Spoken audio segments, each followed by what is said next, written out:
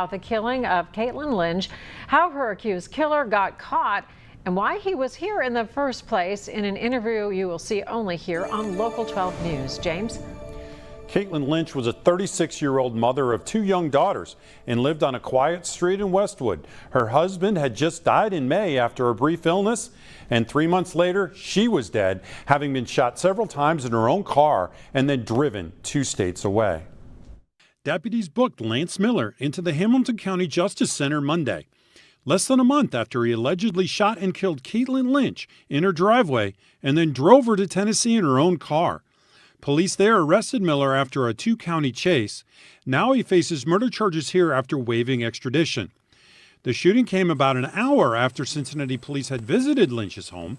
Hamilton County Prosecutor Melissa Powers tells me Miller called them after Lynch refused to get out of her car.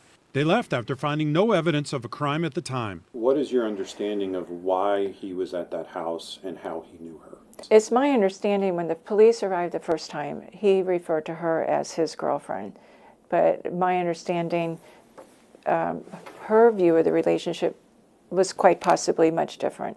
Lynch's friend and employer, Jim Hartke, confirmed with me Tuesday that Lynch, a former police officer, was helping Miller get back on his feet, and that Miller was a friend of her husband who died in May.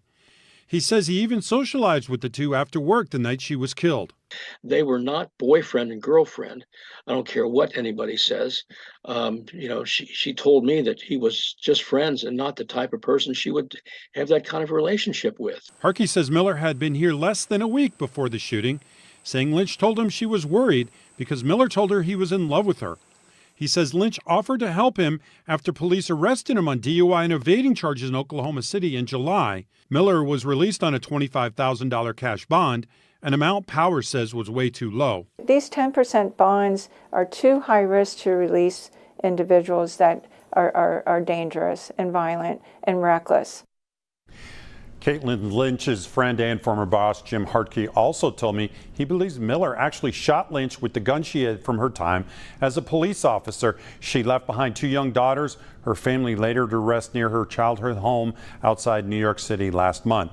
Powers says she is not seeking the death penalty for Miller, and she wants the highest possible bond set when he is arraigned. Back to you guys. And Miller is scheduled to be arraigned Friday morning, and we will be there.